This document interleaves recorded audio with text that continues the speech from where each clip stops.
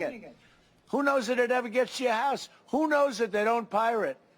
You know, they pirate these applications. They print new voting forms, and then they send them around. People sign them, or one person signs them with different pens. So the president is falsely suggesting that voter fraud is rampant in the instance of voting by mail. It is worth noting that he himself voted by mail in both the recent primary and in the 2018 election. A recent comprehensive study found that out of 1 billion ballots cast between 2000 and 2014, there were 31 identified cases of voter fraud. So voter fraud with mail-in voting is about as extremely rare as in-person voter fraud. Mr. President, in the midst of this coronavirus crisis, the Chinese government is considering a new national security law that would give it the authority to clamp down to a greater degree on Hong Kong. Do you have a message for the Chinese government about changing the relationship with Hong Kong? Well, we'll have to see what happens. I haven't seen it yet. I've gotten a little briefing, but I'll have a statement to make at the appropriate time. Okay? Hong Kong's been through a lot. Mr. President, we've seen this historic flooding. We've seen this historic flooding here in Michigan, and we have seen forecasts that we could see a really severe hurricane season. Is FEMA and the federal government prepared to meet the needs of some of these potential disasters? You're saying FEMA and the federal government? Yeah, they're here right now. FEMA's here right now. They did a fantastic job on the coronavirus, a fantastic job in Michigan. They did a fantastic job everywhere, frankly. You know, you have ventilators. You're going to see them now because this is one of the plants where we make thousands of ventilators. But FEMA was involved, and we also have you know that the Army Corps of Engineers at the highest level is right now in Michigan working on the fact that you had some dams breaking that shouldn't have broken, and they were probably maybe not maintained properly. Something happened to them. Could have been human error from what I understand, but it was certainly a physical error too. They were old. But you have the best in the world to fix them and to get that water stopped, and we have FEMA here, and we have the Army Corps of Engineers here. They'll be able to take care of it. Let's go take a tour, and you're all invited to join me if you want, and we'll take a look at a great assembly line making ventilators. Thank you. Thank you very much.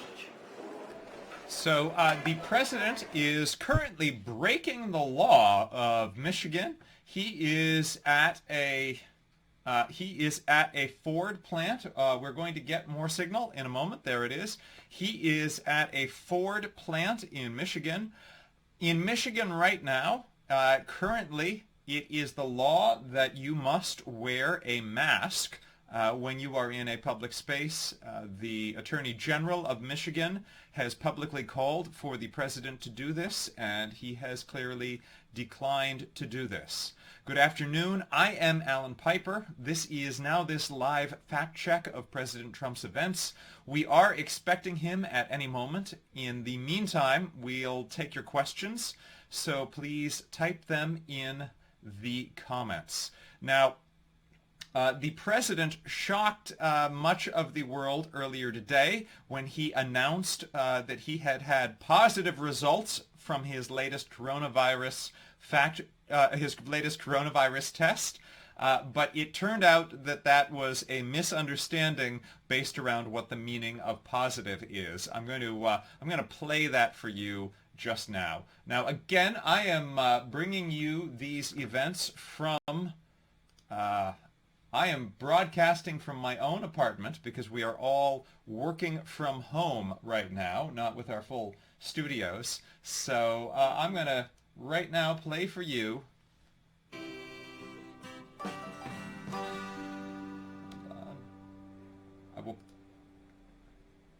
I will play for you the remarks of the President of the United States just a little bit earlier today. And I tested very positively in another sense. So this morning, yeah, I tested positively toward negative, right? So, no, I tested perfectly this morning. Meaning I tested negative. But that's a way of saying it. Positively toward the negative.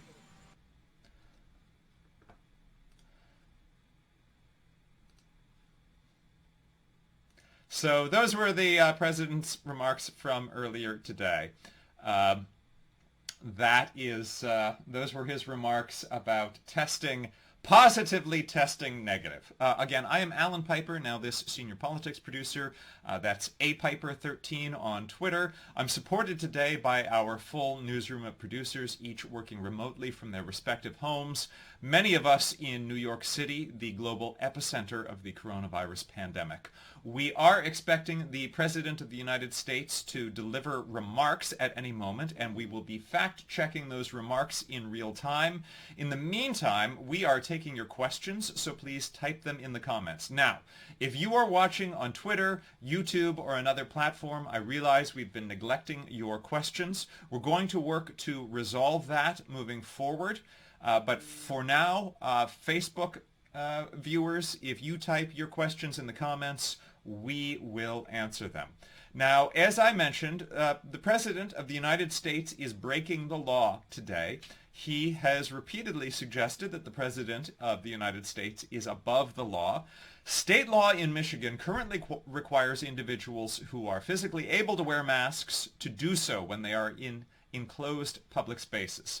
Michigan's Attorney General has publicly called on the President to, quote, comply with the law in our state, warning that if he does not, the state will have to force the closure of this plant and disinfect it after he leaves. The United Auto Workers Union also has called upon the President to obey the law in respect for workers' health.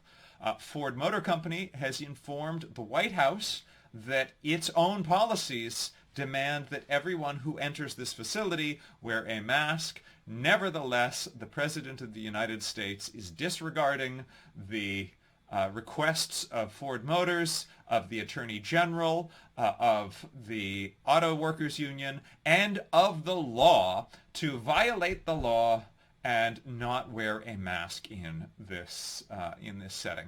Now, he is touring the plant before he begins his remarks. He has been playing his usual rally playlist. I'm going to listen in and hear what it is exactly that he is playing.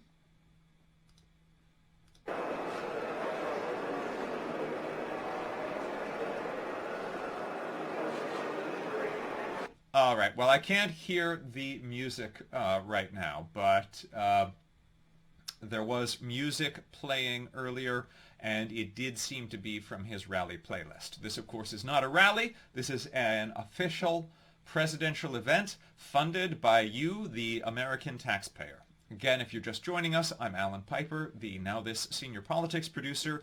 We are expecting the president to begin his remarks at any moment, and in the meantime, we are taking questions from our Facebook viewers, so please type them in the comments. I will attempt to also answer some questions from Twitter as well in a very low-tech manner by just looking at my phone to see what questions you may be asking.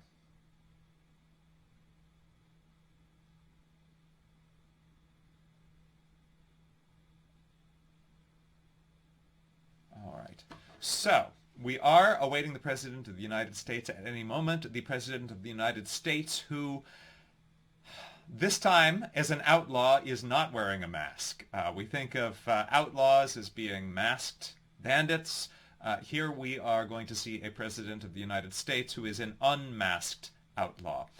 He has been rather worked up today on the drive over to this facility. He let out a series of tweets attacking Fox News, complaining that Fox News is not doing enough to re-elect Republicans. That's actually not the job of a news outlet, and it is striking to hear the President of the United States attacking Fox News. He's now saying that Fox News is a bad news outlet, according to his tweets. Now, this comes on a day when the global number of coronavirus cases has exceeded 5 million. The current U.S. death toll is just under 94,000, according to data from Johns Hopkins. And the unemployment rate has gone up. Now, more than 38 million Americans have filed new claims in the past few weeks since this crisis began. Now, other news that came out today, many of you have seen the timeline that I recorded of President Trump's response to this crisis. I recorded it on May 1st. I was horrified at the time to say that the U.S. death toll at that point was 65,000. I found it physically hard to get the words out. It was so painful to reflect upon. We're now zeroing in on 95,000 and seem likely to surpass that number very quickly. Another stat that I mentioned in that video was an analysis of data from the Institute for Health Metrics and Evaluation that found that potentially as many as 90% of the U.S. deaths could have been prevented by issuing social guidance distancing earlier, 2 weeks earlier. By the way, that video is in the comments now. This analysis has been further borne out by a new study from Columbia University, which cites a similar number. It suggests that 83% of the deaths that we've seen could have been prevented if there had been nationwide social distancing guidance just 2 weeks earlier than the president put it out. And we know that the president could have done that because his own intelligence team had been warning him of this threat since it appears likely the end of 2019, but definitely as early as the beginning of January 2020. So he could have issued more direct guidance much earlier. This Columbia University study suggests that 83% of the deaths could have been prevented if the guidance had been issued on March 1st. But as late as March 9th, President Trump was tweeting, "Nothing is shut down, life and the economy go on," and he compared this disease as recently as March 9th to the flu. Now, he is in Michigan today. The president has had quite an ongoing spat with Michigan recently. Michigan is particularly hard hit at the moment. It is one of the nation's hotspots for coronavirus cases. The current tally of cases there is 53,000. And on top of that, 2 major dams burst this week, forcing mass evacuations. Mass evacuations of some 10,000 people who had been attempting to shelter in place, now seeking public shelter. That puts many lives at risk. And at this moment of multiple disasters hitting one state, the President of the United States threatened to cut off all funds to Michigan. It's unclear that the President of the United States possesses such power. The power of the purse constitutionally resides with Congress. The President has already been impeached once for withholding congressionally approved funds that Congress had decided should go toward a certain purpose. The president has threatened to cut off all funds for Michigan if they send out applications to vote by mail in the fall. Now, this is a rather absurd situation. The President of the United States, first of all, falsely claimed that it was the actual ballots themselves that were being sent out. This is not true. It was merely the application for ballots that were being sent out. Secondly, he suggested that this is illegal. It is, of course, not. All right, the President of the United States is entering this room.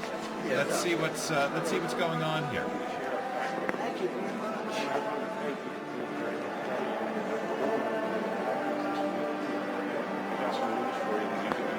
Go ahead. So the President of the United States is speaking with two other people. I would like to note that, again, in violation of Michigan state law, he is not wearing a mask. The other people are abiding by the law, which is probably wise, because if you are not the President of the United States and you break the law, there are usually consequences for it. Now, in the background, we heard REM's Losing My Religion playing. It is part of President Trump's rally playlist. It is an odd choice for a rally playlist, as you might imagine. It also is an ironic choice. There has recently been a viral satirical video of parodying that song using President Trump's words and calling attention to the high death toll in the U.S. under the president's leadership. This parody song is called Losing My Civilians. If you Google it, I think you will find it. It is not a NowThis product, but it is a very biting satire, which you might be interested to see. GE side, we've been involved from day one on the ventilator side. So Jim and I have been in partnership. How long have you been in GE? 17 and a half years. Very good. Yes, in the healthcare division the entire time. Great companies coming back. We're doing well.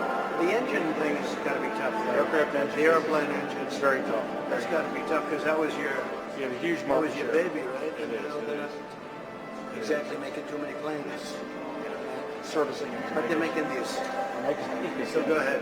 Yeah. They're actually making all the stuff you see here, the gowns, masks, face shields. Now, again, we are expecting the president to deliver formal remarks in just a moment, and we will be fact-checking those in real time. My name is Alan Piper. I am the senior politics producer at NowThis, and while we are waiting for the president to begin his remarks, I would like to try to answer as many of your questions as we can. So if you are watching on Facebook, please post them in the comments. Now, I was talking about this ongoing spat that the president is having with the state of Michigan. The president has falsely claimed that Michigan mailed out ballots. This is not true. What the Secretary of State of Michigan did, as she is authorized to do under law, is mail out applications to vote by mail.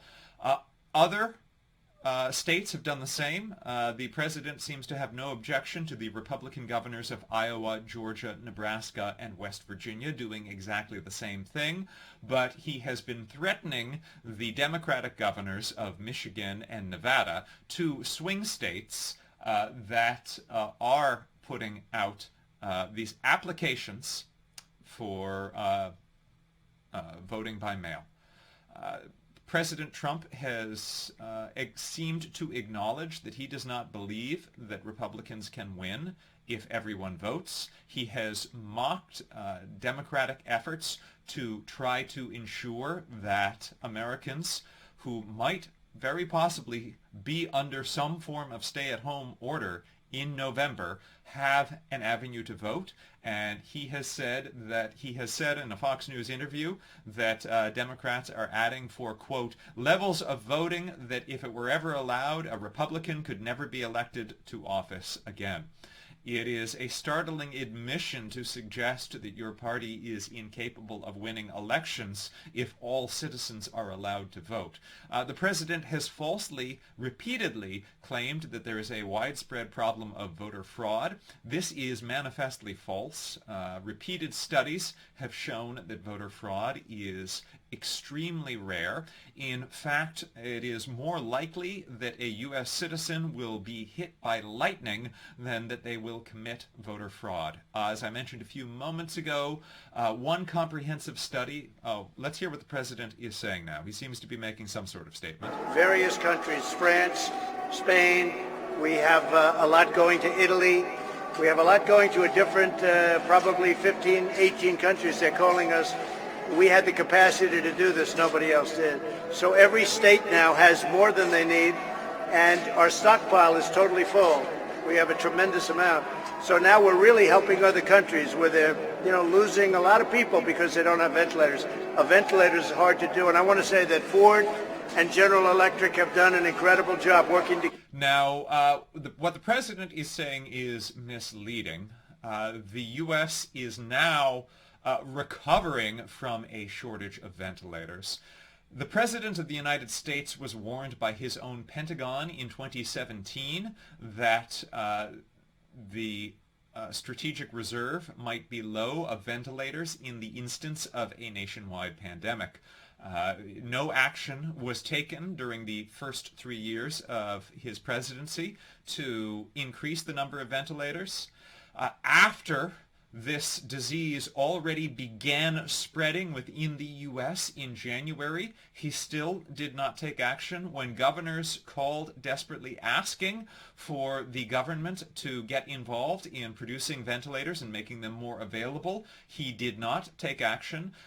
Multiple governors in early March called upon him to use the Defense Production Act to place orders with manufacturing companies like Ford Motors, whom he is with today, to create ventilators. The President of the United States did not formally invoke the Defense Production Act for this purpose until near the end of March.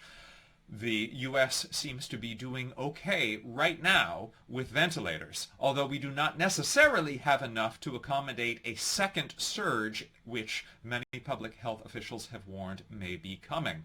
But what has also happened is that hospitals have been facing shortages up until now and have been looking for ways. New York was working on new technologies to try to make a ventilator that was intended for one single person serve 4 to 8 different people at once because there was such a shortage. Since World War II.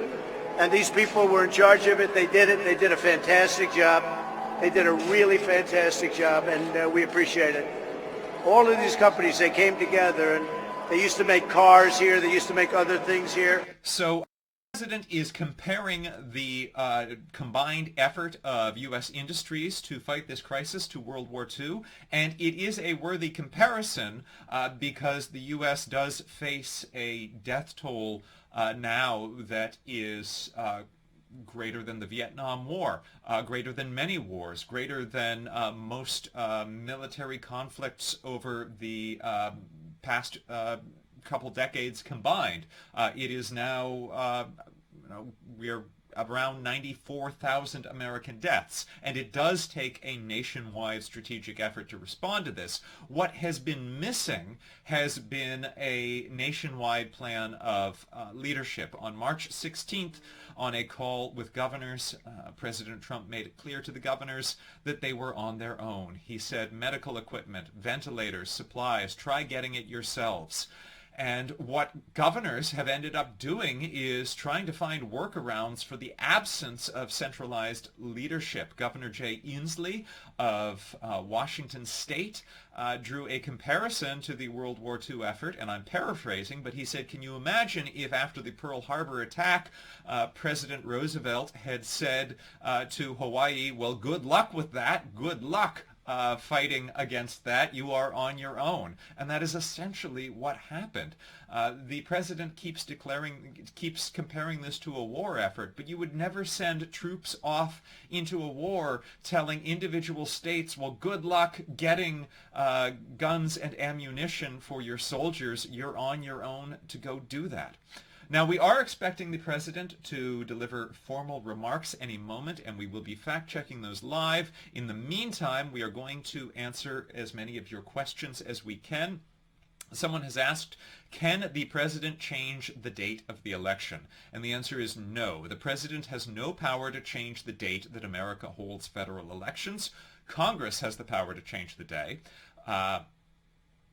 But they have not changed that day since deciding it to be the first Tuesday following the first Monday in November back in 1845. Now, Deb asks, is there any proof that you are immune to getting COVID-19 if you've had it before?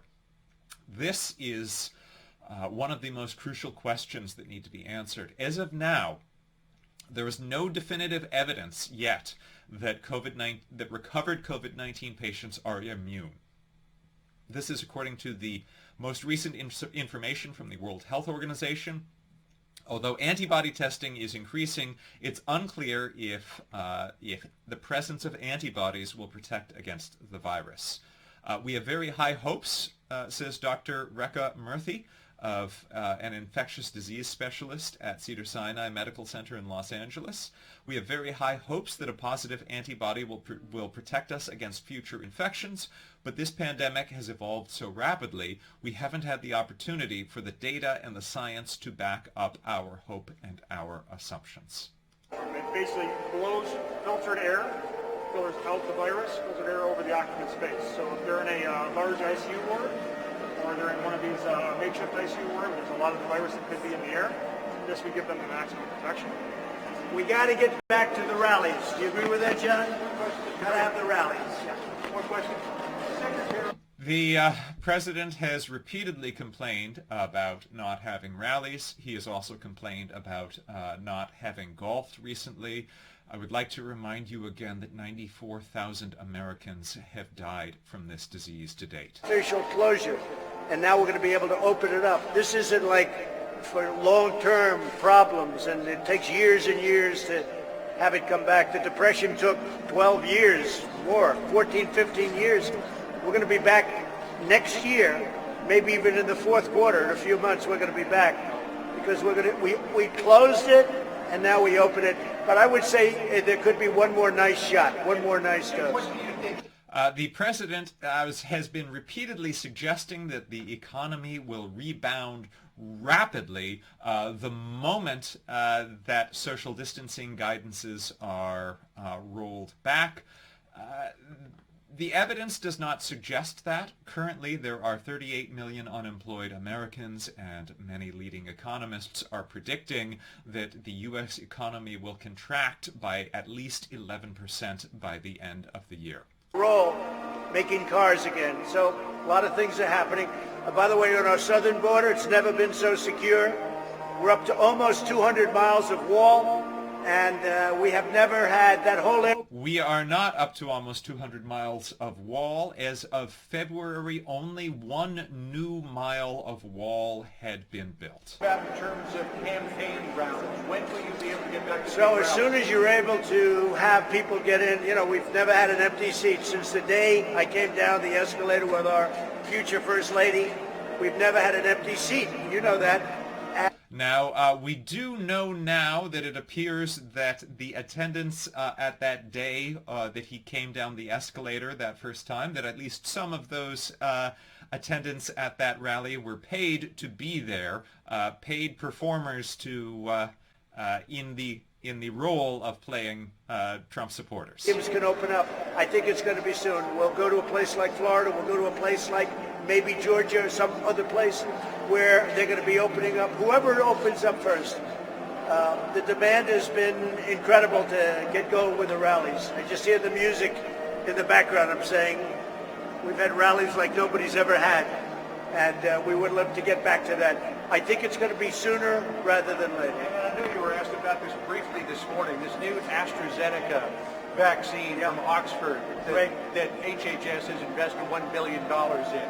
How much promise do you think that holds for an early vaccination program? I think it holds tremendous promise, but we have many other companies who are just about as far along. We have many companies. We have the greatest pharmaceutical companies in the world. They're equally, they're really... The president has been suggesting strongly that we are very close to having a vaccine, and it is true that there have been encouraging new findings. However, vaccine creation is a slow process. And the President of the United States fired the doctor who was leading the U.S. effort. That was Dr. Rick Bright. And he testified recently to Congress that he thinks that the timeline that this administration is laying out for a rapid creation of a vaccine is, quote, very unlikely. And he anticipates that it could be 18 months or longer before a vaccine is available. I'll sit down with a lot of people and we'll figure it out. We're going to sit down with the military, and we hope to be in that position fairly soon. So rather than having the vaccine, doing the test, and then starting to gear up, we're taking a risk because, it could be that if something happened, but I don't think that's going to be. But in addition to that company, we have other companies that are very far advanced. And also, don't forget, therapeutics and cure. We're talking about a vaccine in this case, but therapeutics and cure. I mean, frankly, that's my first choice because that would take care of people that are in trouble right now. Okay? And again, the president has suggested many possible treatments and so-called cures for this disease. He has suggested that hydroxychloroquine is a good idea. There is no evidence that strongly supports that. He has suggested that people inject themselves with disinfectant or possibly administer sunlight inside the body. Those are not recommended treatments either. A lot of great work.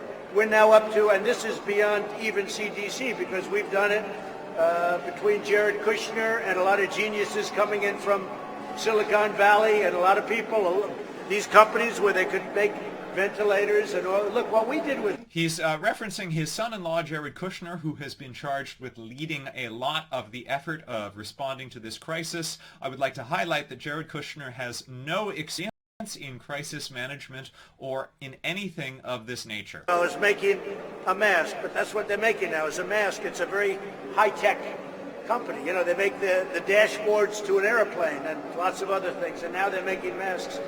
Our company's geared up so quickly, so fast. Honeywell opened a plant in 3 weeks, from literally zero to open, making masks in 3 weeks. So it's been an incredible achievement. There's never been anything done like this since the end of World War II. You said a number of weeks ago, we can't let the cure become worse than the disease. Where are we in that company? I think I was the first one to say it. I don't know. Would you? He actually was not the first one to say it. He started saying it very shortly after a Fox News commentator began saying that. Have to start opening up. We now know the disease. We know the weaknesses and the strengths. We know that older people are affected gravely, and younger people are not affected gravely, frankly. That is not true. It is not true to say that younger people are not affected gravely. While the majority of deaths from this crisis have been older people, there have been many instances of middle-aged and young people dying from this disease. It has been known to cause strokes in relatively young adults, and there is an increasing number of documented instances of what appears to be a related and deadly development in children, in young children, that seems to be connected to this disease. Sort of sticking to a certain very rigid pattern, I think they're going to stop. I don't think the people are going to stand for it. This is a country that's meant to be open, not closed. And we did the right thing, John. We saved millions of lives, millions and millions of lives. You would have had anywhere from 1.5 million to 2.5 million, 3 million lives. Think of it. So if we were at 100,000, instead of 100,000 the president keeps creating this straw man argument that millions of lives has been saved because his response was better than if he had done nothing. Now, I would like to point out that this most recent Columbia University study that I recommend, that I mentioned earlier, showed that 83% of the deaths that we have seen so far could have been prevented if the president had simply issued social distancing guidance on March 1st. Another analysis based on data from the Institute for Health Metrics and Evaluation found that it was potentially 90% of deaths that could have been avoided. We will never know exactly what would have happened if the response had been different, but we can see parallels based on how other countries acted. One of the most informative parallels comes from South Korea. And the reason it is so informative is because South Korea and the United States suffered their first confirmed cases of the disease on the exact same day, on January 20th. And the way the two countries responded could not have been more different. South Korea immediately began working on putting in place a nationwide system for testing and contact tracing. Contact tracing is an essential part of this. The idea is that you find out that a person has this, and then you find out anyone that they might have been exposed to, and you then start getting people to self-isolate who may not yet know that they have been exposed to this disease. This very aggressive public health plan from South Korea turned South Korea's coronavirus experience around. There was a period of time in which South Korea had more cases than any other country outside of China. And by implementing immediately widespread testing, contact tracing, and social distancing and quarantining, they were able to get it under control. South Korea to date has suffered 264 deaths, as compared to the close to 94,000 deaths of Americans. Now, the U.S. is a much larger country. We should expect the U.S. death toll to be about 6 times that of South Korea. We should not expect it to be 353 times that of South Korea. What happened is that the disease came here, and at the same time that South Korea implemented a nationwide strategy for taking it on, taking it seriously, the President of the United States pretended for 2 months that it was not a problem. And as a result, it spread rapidly throughout the country, unannounced, unseen, without tests to see it, without warnings from the president. He encouraged people to go on about their lives as usual. He held rallies, even as his own intelligence team increasingly warned him with greater urgency of the threat that was developing. So it is not an honest argument to say that the president's response has saved millions of lives. Now, we are expecting him to begin his prepared remarks at any moment. Let's hear what music is playing.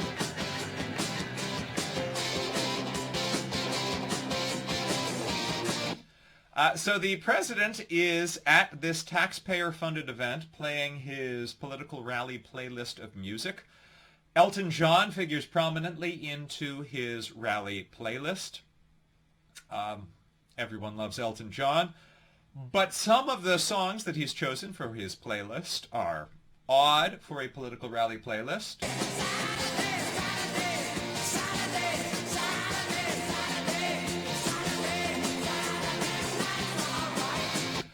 This song is about brawls and fighting. This is an odd choice for any political rally, but especially for someone who has drawn criticism for the violence that has frequently broken out at his rallies. Now, the president is in Michigan, where he is breaking the law today by defying the law of Michigan, which currently requires all people who are physically capable of doing so to wear a mask when they are in public spaces. The Attorney General of Michigan has warned that this Ford plant that only just reopened, that only just resumed production, will likely be forced to be shut down and completely disinfected because of the president's disregard for the health orders of the state of Michigan. The Attorney General publicly called upon him to wear a mask during this event. The United Auto Workers Union called upon him to wear a mask out of respect for the health of workers.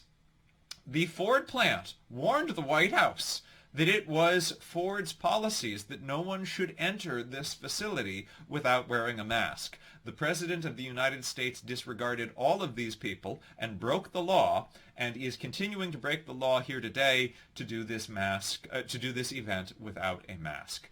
Now, he has been having a public fight with the state of Michigan this week, also with the state of Nevada. His timing with Michigan is particularly unfortunate, as Michigan remains one of the national hotspots for the coronavirus, and Michigan is simultaneously facing the catastrophic results of 2 dams bursting, leading to historic levels of flooding in an area where over 10,000 people had to be evacuated. FEMA sprang into action, but President Trump has threatened that these FEMA dollars will be taken away, and these desperate Michiganders will presumably be left to fend for themselves and possibly die if the state of Michigan does not stop making it so easy for citizens to vote. He is falsely claiming that the Secretary of State has sent out ballots by mail. She has not. She's only sent out applications for people's mail-in ballots. He has falsely claimed that this is illegal. It is not. It is actually the duty of the Secretary of State to enact whatever the state laws are regarding voting. And he has falsely claimed that voting by mail is rank with instances of voter fraud. This is not the case. He himself votes by mail. I don't think he means it as a confession when he says that vote by mail exists so that people can cheat. I don't think he is confessing that he has cheated, but he is certainly demonstrating a level of hypocrisy in that he voted by mail in Florida's primary. There actually is some concern that he may have voted illegally because he has listed Mar-a-Lago as his permanent residence in Florida, and Mar-a-Lago is not actually zoned to be a permanent residential area. So he has likely run into foul of some laws, be they election fraud laws or at the very least zoning laws, in his instance of voting by mail in Florida. He also voted by mail as a New Yorker in the 2018 midterms. Now, one comprehensive study found out of over 1 million ballots cast, there were only 31 documented cases of voter fraud. 31 out of 1 billion. In fact, Rutgers University noted in 2005 that more people were charged with violating migratory bird statutes than voter fraud. You are more likely to be struck by lightning than to commit voter fraud in the United States. Now, if you yourself have been struck by lightning, or if you have committed migratory bird crimes, then you might feel that there is in fact a high risk of voter fraud, but it is basically non-existent in the U.S. The New York Times did a study of Oregon, which was one of the pioneers in voting by mail. Oregon has sent out more than 100 million mail-in ballots in the past 20 years and has documented only about a dozen cases of proven voter fraud. Now, President Trump has been a champion of voter ID laws. These have been shown to disproportionately impact elderly, minority, and low-income Americans. And voting rights activists have compared them to the equivalent of a poll tax. All right, now it appears, I think that this is a masked man. It's hard to tell who it is. I believe that it is a General Motors executive. We'll see what he has to say. Well, hello, everybody, and thank you so much, Angela, and thank you for your tireless leadership. You and your team represent the very best of Ford. And welcome, Mr. President, to Ford's Rawsonville plant, and welcome to all our employees who are joining us today. Today's a big day for Ford, and it's an important time for our country. Normally at this plant, we assemble components and hybrid batteries for Ford cars and trucks.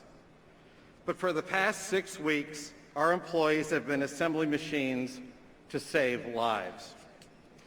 And as everybody here knows, Ford has always been a family business. But it's not just my family. Generations of Ford employees have punched in every day in plants like this one, building for America. And we take that trust very seriously. We have a special responsibility to take care of each other and this country, just like we've done for 117 years. In World War II, many of our workers went to fight overseas, and those who couldn't stayed to build war machines of all types needed to win the war, in plants just like this. In fact, President Roosevelt visited our Willow Run plant a few miles down the road to honor the Ford workers who were producing B-24 bombers during World War II. Ford was called the arsenal of democracy. Today, some of their grandchildren and great-grandchildren are building equipment to save lives and to protect our medical professionals and first responders. I'm deeply grateful to all of our employees in Rawsonville for stepping up and leading the way. When we paused our factories to keep our workers and their families safe, our teams began thinking about what they could do to serve their country. And just as they always have, our employees sprang into action. We are the most American automaker, employing more hourly workers in the U.S. than any other automaker.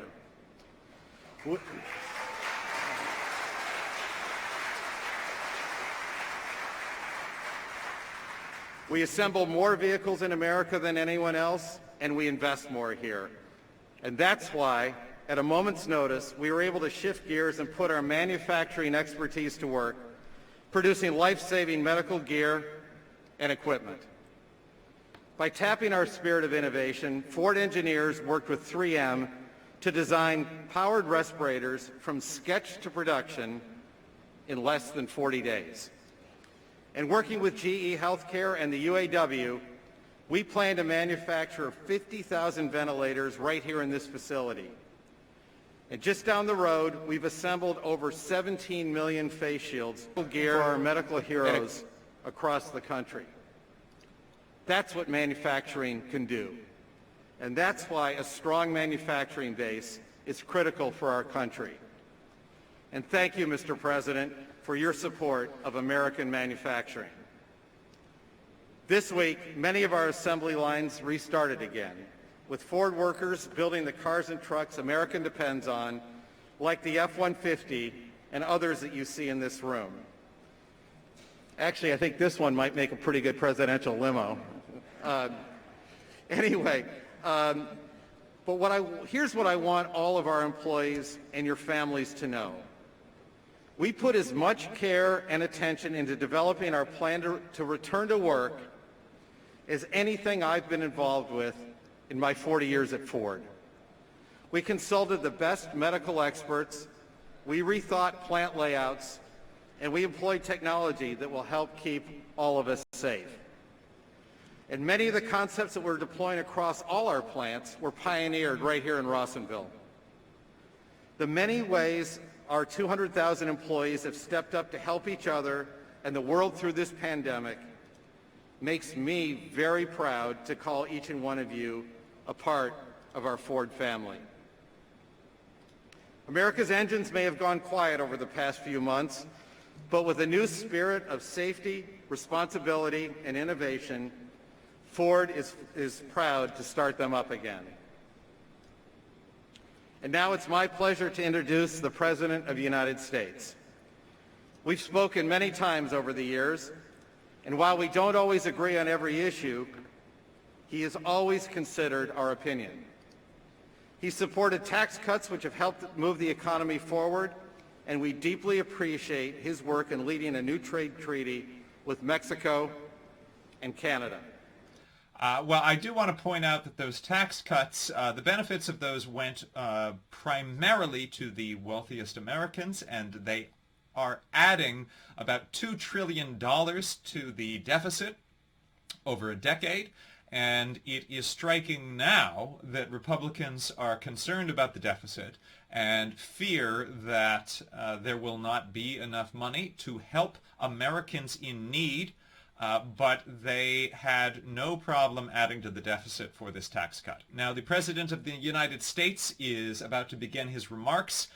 I'm Alan Piper, NowThis Politics senior producer, and the team at NowThis and I, each of us working from our respective homes, will attempt to fact-check the president in real time.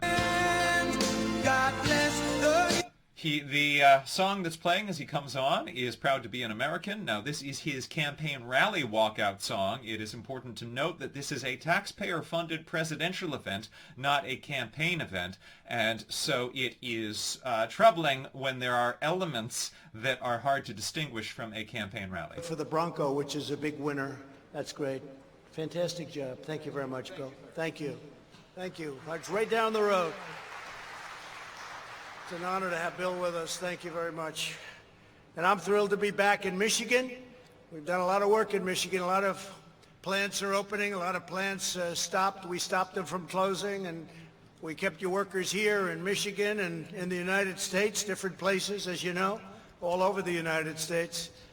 But it's an honor to do. It's one of the reasons I'm standing here. In fact, years ago, I was honored, long before I ever thought of the presidential situation.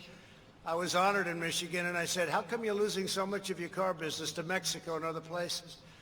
And I asked that question very innocently. It was probably 10 years ago. The Man of the Year, they named me Man of the Year in Michigan.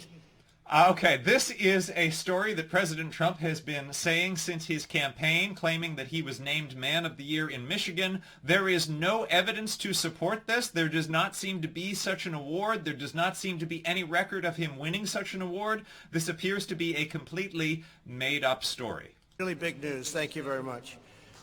Thank you. And I'm honored to stand on a factory floor operated by the incredible workers of Ford Motor Company. You really are tremendously talented people. I know it. I'm not sure everybody in the world knows it, but a lot of people do, and they're all going to know it after this speech. But you are really talented, great people. Thank you very much for doing a great job. We know what it takes. Few people have that ability, few. In our nation's war against the invisible enemy, the hard-working patriots here today answered the call to serve. You proved that the American worker is built Ford, and you're built Ford tough. A great expression. You still use that expression, I think, Bill, right? That's a great expression. And let's see, can I use it for maybe myself? Built Trump tough. I don't know. They may say that's a takeoff. That's no good. You can't do that. And you've made really America proud, and you've made Ford proud. And America is very proud of Ford. Right here at the Rawsonville component plant, you're building a great medical arsenal to defeat the virus and cement America's place as the leading manufacturer and exporter of ventilators anywhere in the world. We're now getting calls from other countries, many other countries, both friend and foe, believe it or not. We get calls from foe, and we want to help them out too. And we're making thousands and thousands of ventilators. And I think we really sort of started right over here. We got a call very early on from Bill and the group. And this is incredible what's happened and what you've done. With your help, not a single American who has needed a ventilator has been denied a ventilator, not one. And as you remember, This is not actually true. There actually did need to be rationing of ventilators among sick patients at a number of hospitals. Million tests. The second country is at 3 million and less than 3 million. Germany, South Korea, and they've done a good job, but we're at 14 million tests, and the tests are the best of all. But on behalf of our entire nation, I want to say thank you very much. Thank you very much for doing a great job. Driven by the love and sweat and devotion of everyone here today, we're saving lives, we're forging ahead, and as of this week, the beating heart of the American auto industry is back open for business. That started right away, didn't it? It starts right now. And you have all... Well, this particular plant may need to be shut down. The Attorney General for Michigan warned that if President Trump insisted on going to this event against the law without wearing a mask, the plant would need to be shut down and completely disinfected. Carson, who's done a fantastic job. Where's Ben? Ben is here. Thank you, Ben. Where is he? Oh, there he is. Hi, Ben. Thank you, Ben. Thank you.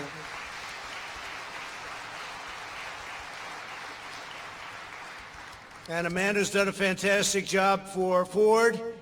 Well, I'll ask Bill about this later. I'll just find out. I want to make sure from... The president just gave a shout out to his Secretary of Housing and Urban Development, Ben Carson. During the primary campaign, then candidate Donald Trump compared Ben Carson to a child molester. Angela, thank you very much. That's a big job. That's a big job. Do you enjoy it? Yeah, great job. Fantastic. It's a big deal. And GE Healthcare U.S. and Canada President Everett Cunningham. Thank you, Everett. Thank you, Everett. Before going further, let us send our love to all of the families that have been displaced by the flooding near Midland. I spoke to your governor this morning, and we've sent some tremendously talented people out here. We have FEMA, and we have the Army Corps of Engineers, and they can do things that, frankly, nobody else can do.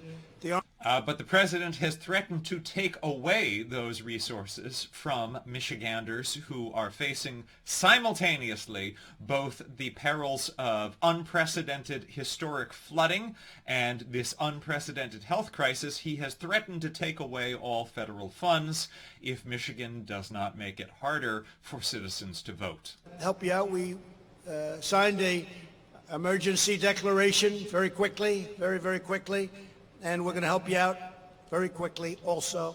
In recent months, this state and this country have faced great challenges. Here in the Detroit area, you were hit hard by the virus, very hard in this area. As one people, we hold in our hearts the precious memory of every person that we have lost. And we've lost too many. One is too many. We lost too many. It came in from China, and it should have been stopped in China. They didn't stop it. They should have stopped it. It wasn't stopped in the U.S. The president,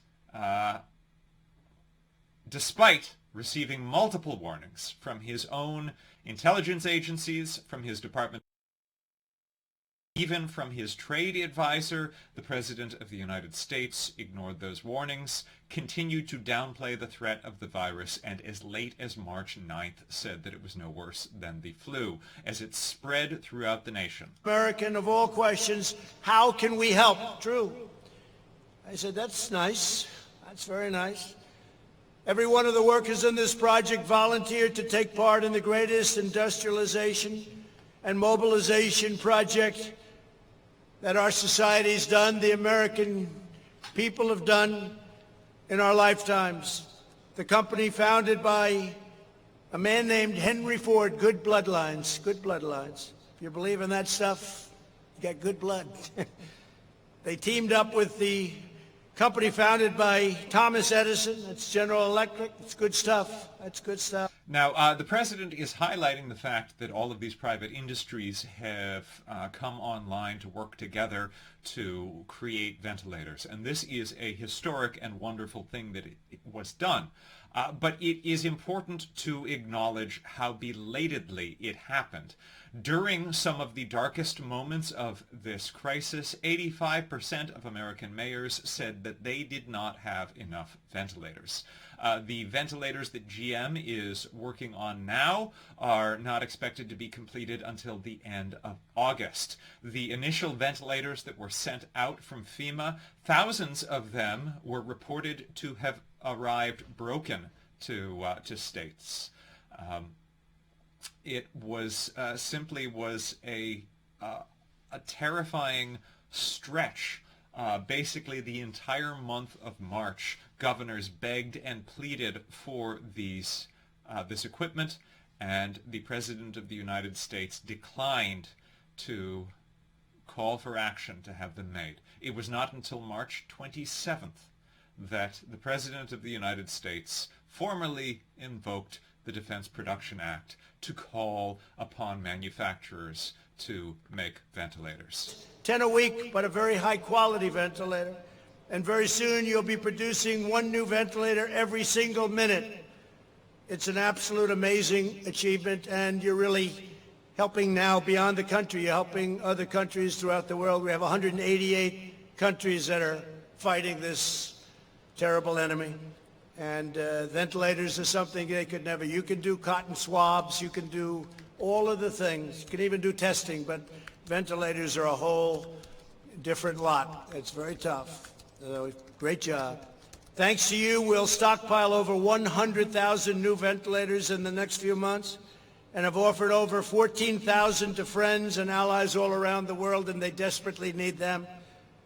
Just this week, I spoke to 5 countries. They called me, is it possible to get ventilators to them? And I'm sending them over.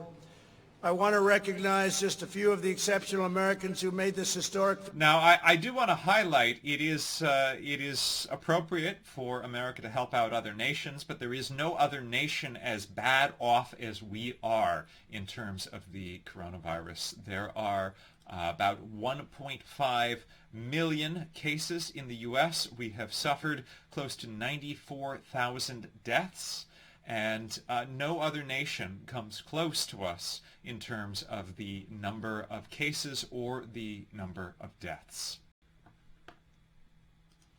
I'm Keith Pastorino. I'm an electrician. When I first heard the news that my plant was going to be building ventilators, it only took me a minute to get a hold of my UAW, and then I decided that this was my opportunity to serve my country. So on the first day as a volunteer, we went full speed, 7 days a week, 12 hours a shift. I would go home sore, bruised, had blisters, was bleeding, had trouble sleeping, just because of the pains of that day. But I kept coming back because this is a great nation. And I couldn't say that I'd be more proud of my co-workers for their efforts and their sacrifices to build these fine Ford ventilators, respirators, face masks, and face shields. Thank you. This has been an absolute honor and a blessing, and God bless you, sir. Thank you very much, Keith. Thank you. Thank you. Great job. Great people. We're also joined by Gary Brabant, a quality technician. Gary, come on up. Gary. Now, I want to highlight that everyone else here is complying with the law and is wearing masks. It is only the President of the United States who is breaking Michigan state law and defying the guidance of both the Ford plant and the wishes of the United Auto Workers Union to appear without a mask in this place. I also want to highlight that the speaker is wearing a campaign hat, and technically it is not really appropriate for campaign logos to be displayed at a taxpayer-funded event. This is your money that is paying for this event that feels in some ways to be like a rally. I had anxiety when I received the call to volunteer.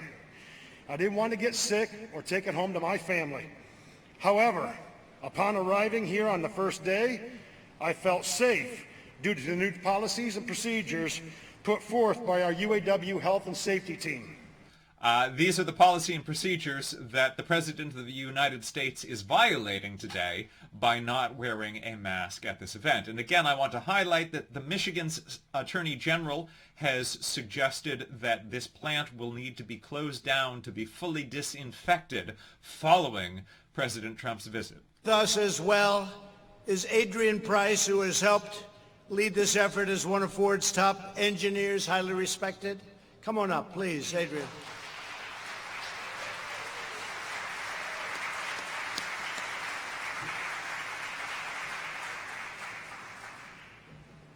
Thank you, Mr. President. Thank you. Really thank you for the opportunity to represent my friends and colleagues who've been involved in Project Apollo.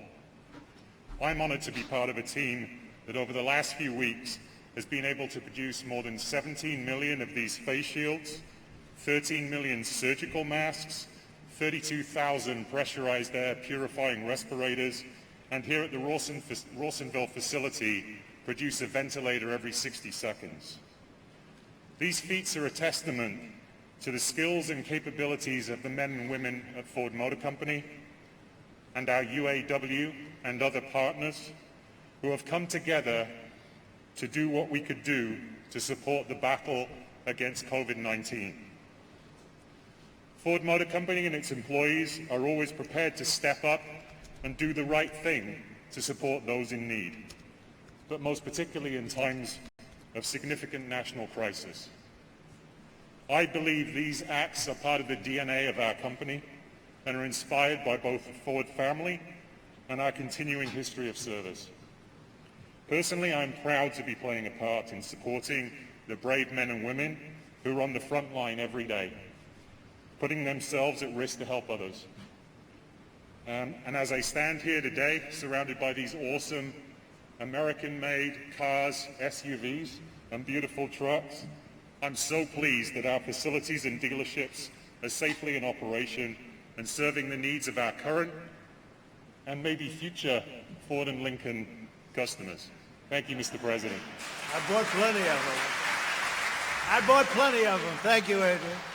Yep, I have a lot of those Lincolns. That's great. Thank you very much. The global pandemic has proven once and for all that to be a strong nation, America must be a manufacturing nation. We were bringing it back. 600,000 jobs. Previous administration said manufacturing, we're not doing that. It's gone from this country. That is not true. This is a repeated false statement that President Trump makes, that the previous administration said that there would be no more manufacturing. It is absolutely false.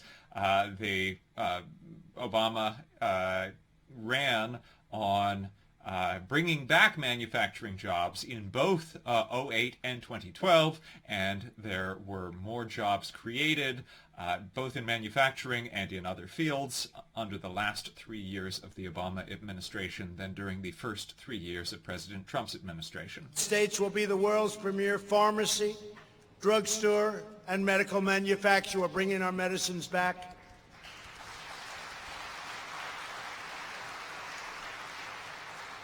And many other things too.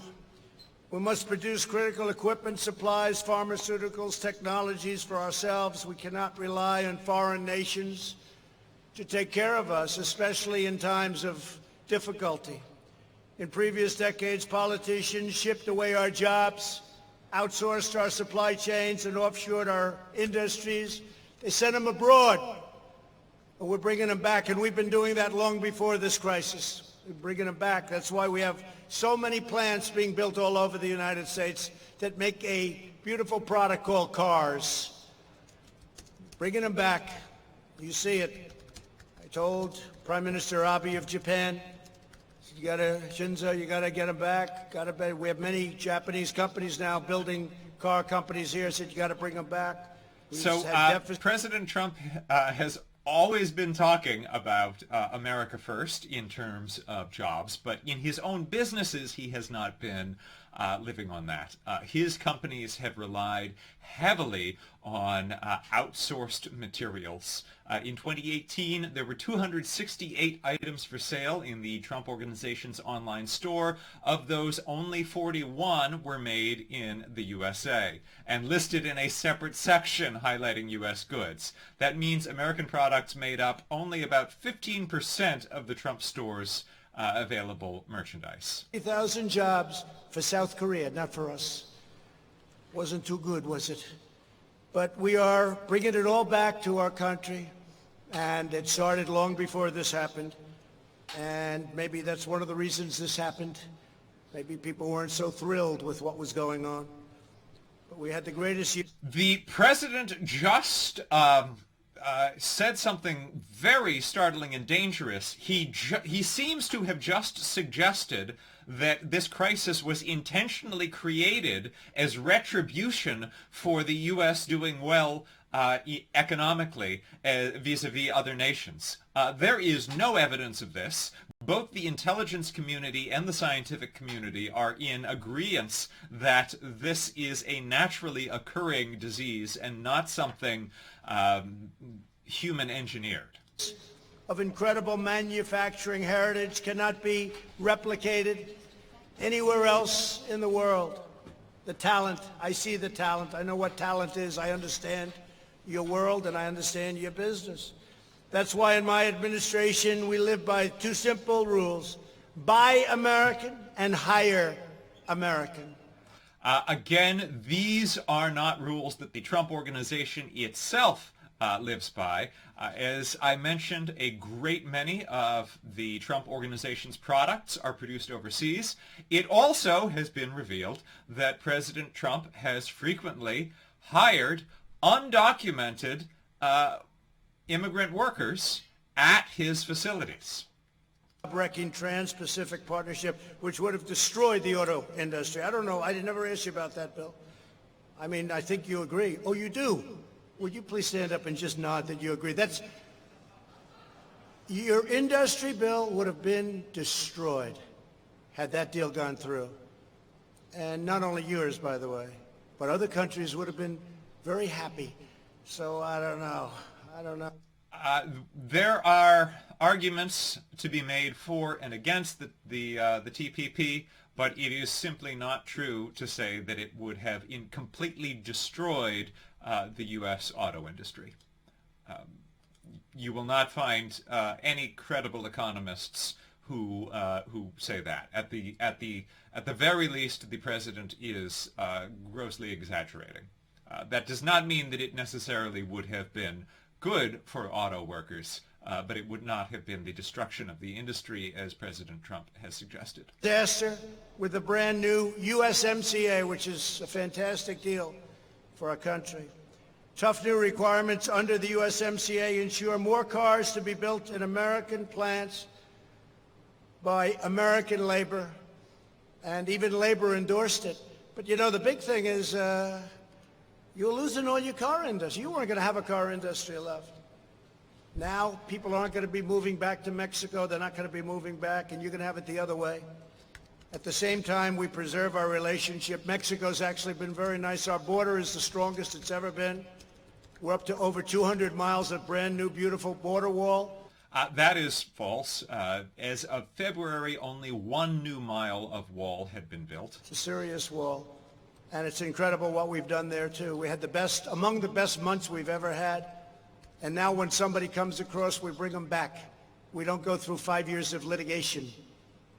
In the other days, or the older days, not so long ago, if they stepped a foot into our country, they ended up, you had to be Perry Mason. You end up in a court case.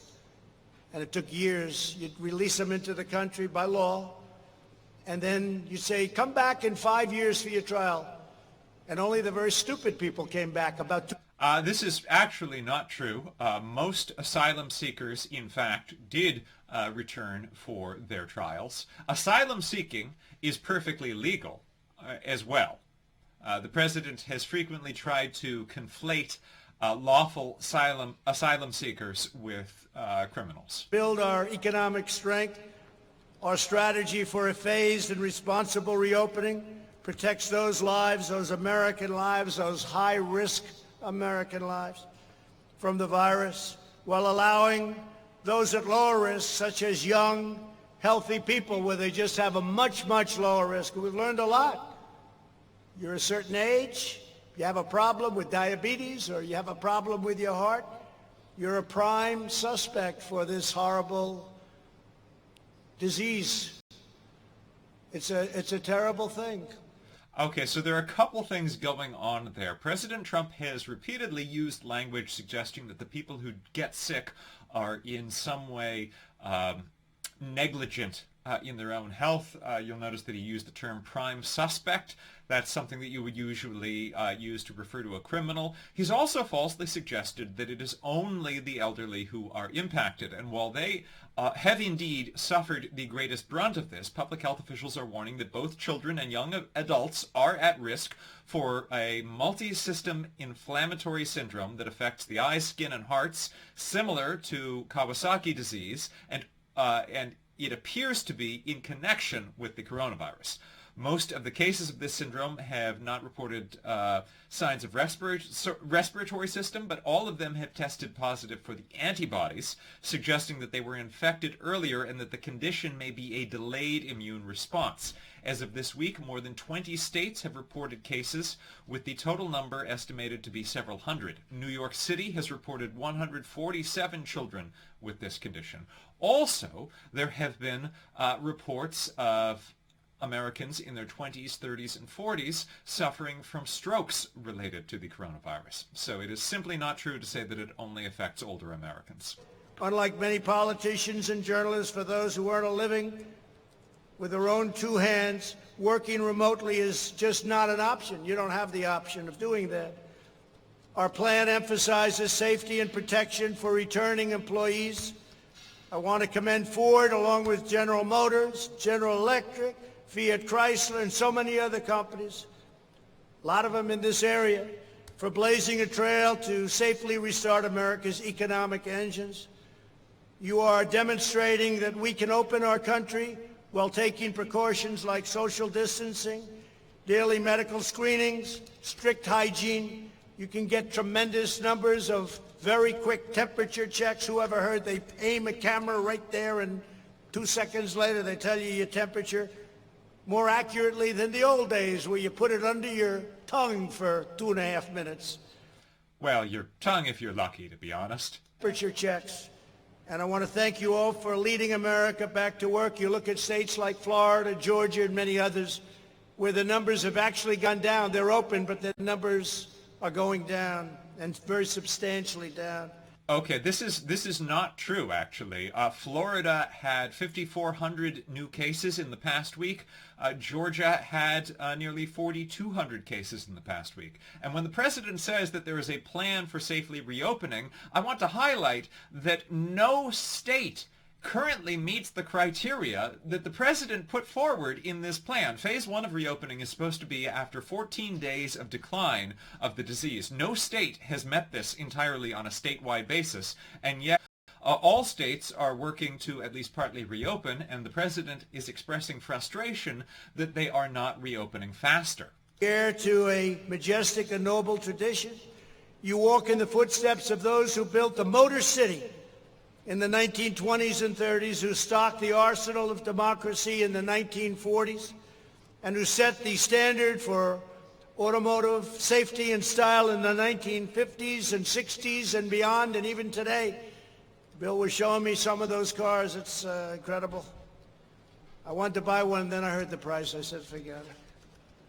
Said, I'll use one on occasion, right? But what a car that is, huh? What a car. Our friends and allies marveled at these triumphs of American industry, and our enemies learned. I think the President of the United States, who has frequently claimed to be a billionaire, though he has not shown the tax returns that could back that claim up, has just said that he was interested in purchasing one of these Ford cars until he found out how much it cost, and I guess it was too rich for his blood. Much.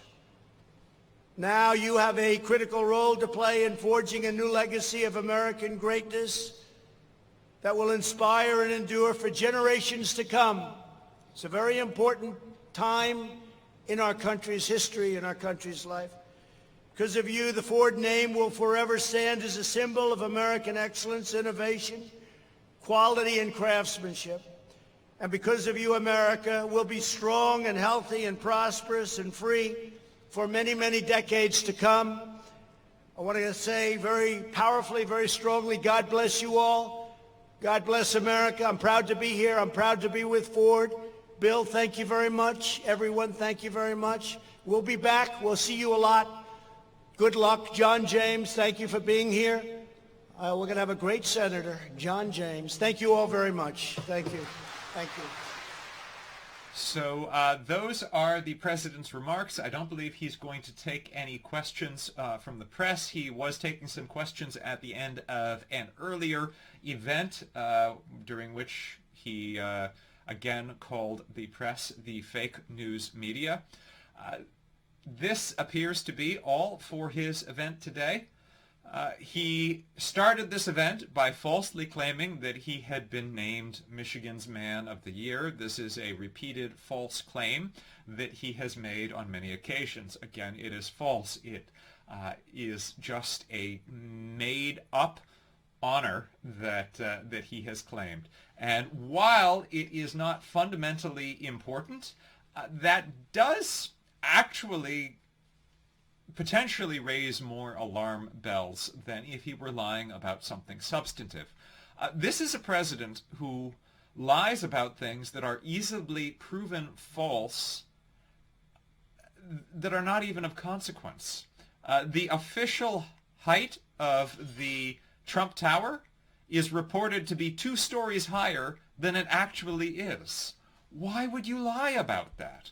The president spent the entire first week of his presidency arguing that there were more people at his inauguration than there actually were, than the aerial photos clearly showed. It is disturbing that the President of the United States will lie about things that are of no consequence. And we are reminded in a moment when honest representation of facts, of scientific facts, becomes a matter of life and death, that it is terrifying to have a president who will willingly say things that are not true. And this is what enabled the President of the United States, even after warnings were coming in from multiple directions, that the President of the United States was able to spend all of January, all of February, and half of March claiming that this virus was no more dangerous than the flu and that Americans would not be impacted. Encouraging Americans to attend his rallies, to go out in public and to do risky things. And the analysis that we've seen from Columbia University and from other analysts show that between 83 to 90% of the deaths that we've seen, which are now close to 94,000, could have been prevented if the president had just told it to us straight. Something that this president repeatedly shows himself reluctant to do. We have seen his event today here in Michigan, where he broke the law, defying the official law in Michigan, which requires people in public spaces to wear masks. He boasted about the fact that this plant that he was visiting is now back in business. But the Attorney General has warned that this plant may need to be shut down to be re-disinfected now that he is visited without a mask. He claimed that he has brought back manufacturing that was not existing before. There have been 9 major plant closures in the U.S. since he's been president. There were more jobs created under the last administration in the last 3 years than in the first 3 years of this administration. The president today defied the requests of the United Auto Workers Union, who implored him to wear a mask out of respect for the safety of the workers. It is worth noting that the United Auto Workers Union has endorsed Joe Biden for president. So those are his remarks today. Thank you for joining us. I am Alan Piper, NowThis Politics senior producer. I have often used this time to run through the timeline of President Trump's response to the coronavirus, since he seems to try to rewrite the timeline. For your convenience, I have left that video on that in the comments of this. Today I had the support of multiple producers, each working from their respective homes, most particularly Emily Barger, Jackson Davis, Michael Lester, Nico Pitney, Versha Sharma, and Shelby Vagilin. Again, my name is Alan Piper. To everyone out there, please stay safe, take care of yourself, check in on the people that you care about. Please let the people that you love know that you love them, and please show respect for your fellow citizens and for healthcare workers and for essential workers by wearing a mask when you go out. That is what the CDC is recommending, and it is what multiple state and local governments have been urging. I will be back at 7 p.m. tonight, only on Facebook, I'm afraid, to live stream New Yorkers cheering for medical and essential workers. Until then, please stay safe. Thank you.